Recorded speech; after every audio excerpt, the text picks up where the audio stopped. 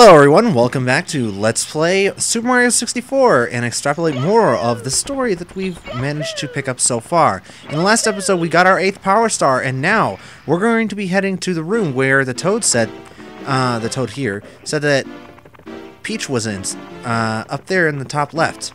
There are other doors in the lobby that we could open right now, but Mario's not interested in exploring worlds he doesn't have to. If Peach is here, let's go and get her. Reacting to the star power, the door slowly opens. Alright, there's a picture of the princess. It must be that if we go right to it and then... Oh. Never mind. Whoa, you've stepped right into my trap, just as I knew you would. I warn you, friend. Watch your step. Yes, it looks like Bowser's managed to trick us good. This is the first of 3 Bowser levels that we're going to be going through in this game. It's actually got some of the best music in the entire game, as well as being basically one massive death trap, as you can see. Yes, the Bowser levels are perhaps some of the hardest levels in this game, especially when you go to try to collect the Power Stars that these levels have inside them, because these levels do have Power Stars. This one, for instance, especially has 8 red coins that are somewhat infamous in their difficulty, at least at some parts. It's always these first 2 coins that give me trouble. I'm just going to go ahead and get the 8 red coins in this level, this first run through, just because, well, I think Mario would. Mario's not as much of a kleptomaniac hero as Link is, but he's pretty darn close. Alright. So we're actually going to want to wait for this switch here to run out. This is one thing that, kind of, not quite the P switches from earlier Mario games, but close, is that these switches sometimes will make those, basically cardboard boxes appear in random places and then, create platforms for you to walk on. There we go. So that's 2 coins down. There's 8 in this level, obviously. There's always 8. Now, I honestly think that these worlds... I actually had a bit of a conversation on the first video that I posted with my friend DJ Yosh, and we were talking about how perhaps the Power Stars were... where the Power Stars might have come from, what Bowser might have done with them. And what I think happened was Peach used the Power Stars from somewhere, wherever they were from, whether they fell from space or whether she found them somewhere. But Peach was using the Power Stars to attempt to seal the castle off from Bowser. He managed to get to her before she was able to finish that off, and Bowser finished the job, sealing most of the other rooms and such from Mario. And then he would create portals that would lead to random other worlds where he would hide the rest of the stars. Worlds mostly populated with his minions anyway. And then he would, let me think. What else did he do?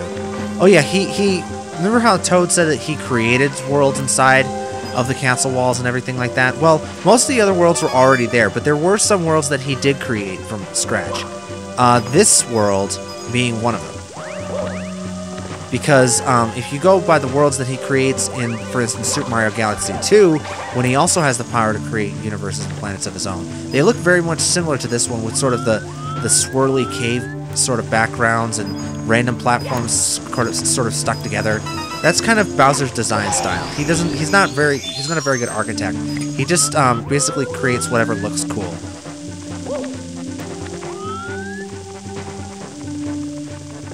So this platforming isn't that bad. I mean, like I said, these levels can get a bit tricky, especially when you're going for the red coins. But they're not too terribly difficult. These are pretty easy. You just long jump and you can get across them fairly easily. One other thing that I recommend being able to do if you're playing this game, do your best to master the length of Mario's basic jump. Because oftentimes you're going to be in a space where a regular jump is the only jump that you're going to be able to do. And if you can milk as much distance and precision as you can out of that, out of that regular jump, then you'll be well served. Yeah, I have a feeling this is what all this video is going to be, is just this this level over and over and over again. And that's alright. I'm not planning on speedrunning this game like I do some of my other games, just because I like being able to talk about random stuff. Woo, that was close. That was actually pretty cool. Alright, well, now I don't think I have enough time. I'm going to wait until that switch comes back up. So, yeah. Bowser basically created this world to be a gigantic death trap leading up to himself as the biggest part of that trap. And basically the entire world is geared towards killing Mario. And that's why he left these red coins here for us to find. And basically put them in the most diabolical places he can think of, or else just dropped them in random spots in some cases. And yeah, he's basically geared this entire world towards killing Mario. You have flamethrowers, you have Goombas all over the place, you have platforms, you have bottomless pits, everything.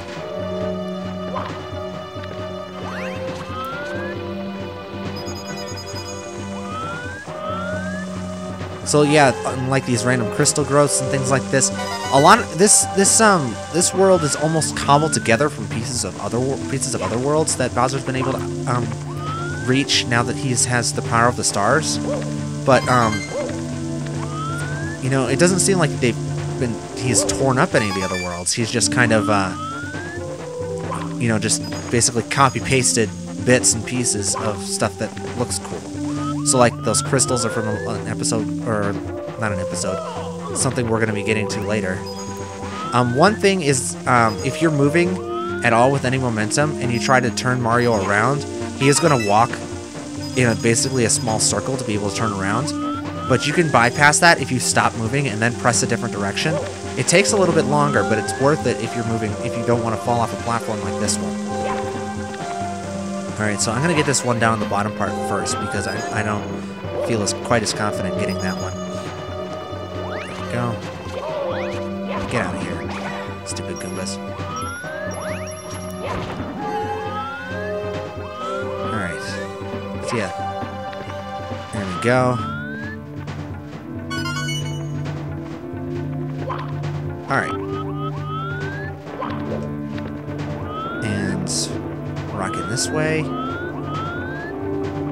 And up. Alright.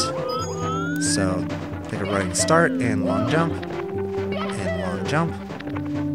And we should just be able to regular jump across this one. Yep. Collecting all 8 red coins causes a power star to appear up there at the top of the course. Sorry if my commentary seems a little bit dull and nasally. That's because I just got back from work. I'm a little bit stuffed up.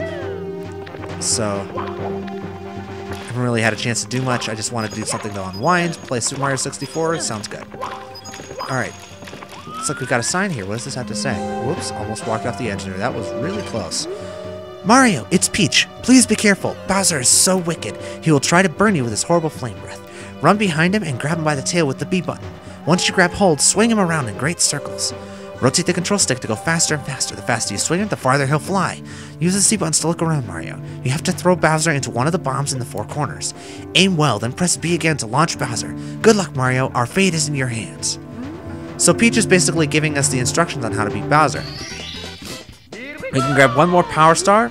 Wow, Mario! Wow, another power star. Mario gains more courage from the power of the castle. Do you want to save? You bet. So yeah, that kind of supports my theory, is that the power stars are basically giving Mario some of his abilities and skills in this game.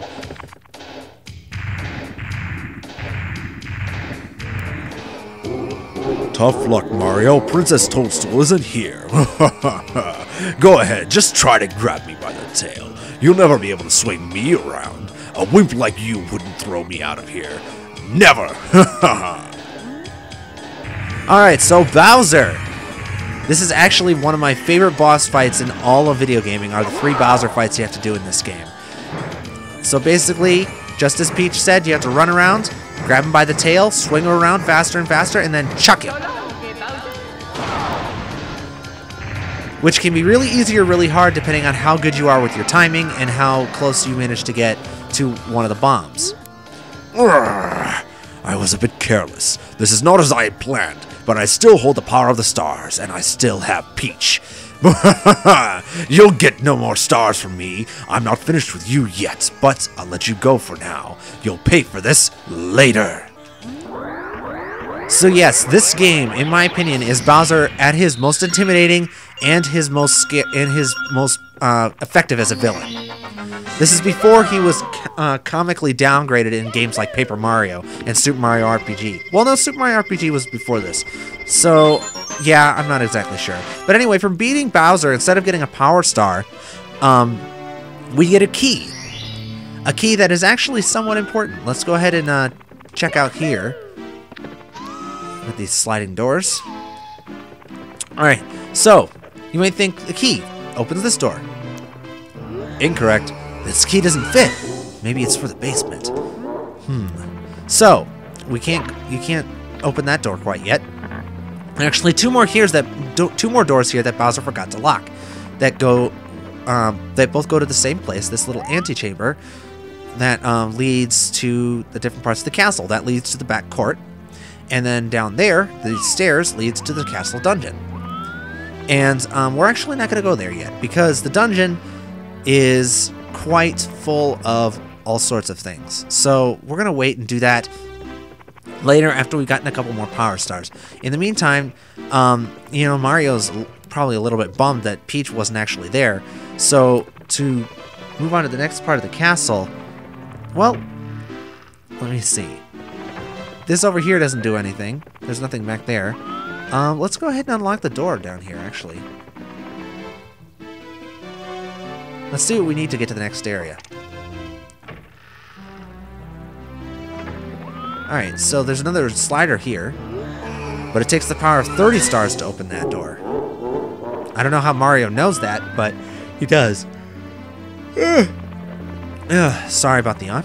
Like I said, I just got back from work, so I'm a little bit tired. And then there's a door down here that you can just open and go into. And this actually is the castle dungeon. There's a whole bunch of stuff that we can do down there, but before we actually do any of that, we're going to go ahead and try to collect as many stars as we can from the upper floors. Simply because these are the worlds we already know, and, you know, we can grind some stars out of here fairly easily, as opposed to going into a whole new course.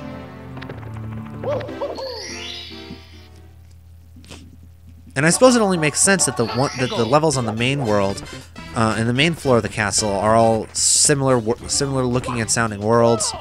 I forgot what. Shooting at the Wild Blue. Okay, so yeah, like I said, it makes sense that all of the worlds that are attached to the castle's main floor are relatively happy, peaceful worlds, whereas the ones in the dungeon are a lot darker and much eviler. Who's there? Who woke me up? Oh, it's still daylight. I should be sleeping. Hey, as long as I'm awake, why not take a short flight with me? Press and hold A to grab on. Release A to let go. I'll take you wherever you want to, as long as my wings hold out. Watch my shadow and grab on. Hey. There we go. So yeah, just take the owl, fly up into the sky, and then the owl does handle a little bit awkwardly. He kind of turns in a very broad circle, and you have to press and hold left or right to get him to turn, and then he'll fly straight forward on his own. But you're going to want to aim for this cage over here, and then you can go ahead and drop in. Whoops. You can just slide down. And if you miss and you don't fall off the world, which is very possible to do, then you can just come down here to this clearing, and he should show up in a few minutes. Once he flies back here. Once he flies back here. I am so sorry about the yawning. But, you know what? This guy's cheesing me. Alright, come on, you owl.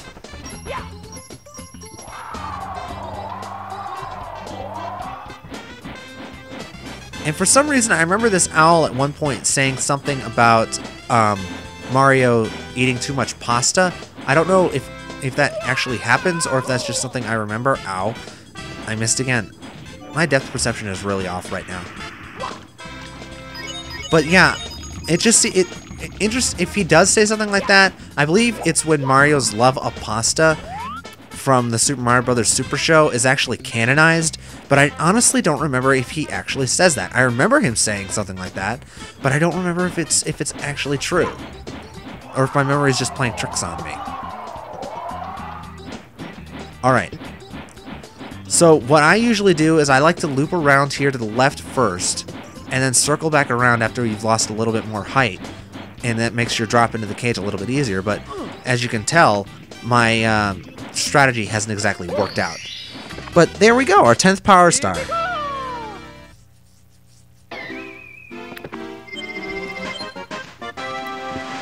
Fall into the Caged Island is actually a completely different star from the one that we were supposed to be doing, but hey, I wanted to show that off because the owl appears there starting with the 2nd star, I believe.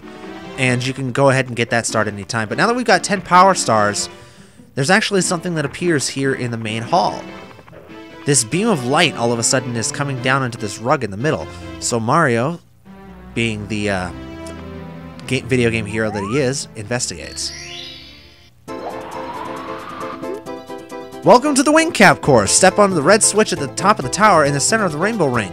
When you trigger the switch, all the red blocks you find will become solid. Try out the Wing Cap to triple jump to take off, and press Z to land. Pull back on the control stick to go up and push forward to nose down, just as you would flying an airplane.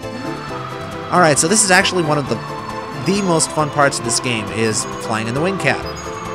But it's also some of the more frustrating Power Stars to get are the ones that you have to fly to get, especially when you have to collect red coins, because you're literally on a pixel hunt. So I'm going to not do that star, we'll do it later. Ace! You've stepped on the Wing Cap switch. Wearing the Wing Cap, you can now soar through the sky. Now Wing Caps will pop out of all the red blocks you find. Would you like to save? Yes, we would. So these blocks that we saw on the bob-omb battlefield are actually Wing Cap blocks, and now that we can go back into that course in any star and be able to fly. Yippee. We could go and get the red coins in this mission, but not now. We're going to do that later. Mario does a swan dive off the top of the tower and back down into the castle. Now exactly what that portal goes to, I'm not sure. It seems to me it's not anywhere near Peach's castle. It's obviously a completely different castle in a different world even. But considering that you fall down through the top here of the castle, which you can actually revisit the course anytime, even though the sunbeam's gone, you can revisit anytime by standing on the sun rug and looking up. But since you're looking up at the clouds, I would guess that my guess is that that world with the red cap switch in it is somewhere close to heaven, but not quite there. That's just my guess. Peach or one of her courtiers probably hid the red cap switch there just to keep it safe, I guess you might say. But anyway, now that we have the red cap switch pushed and we've beaten Bowser for the first time, let's go ahead and end this episode here, and I will see you guys all next time on Let's Play Super Mario 64. Later, folks. Good night.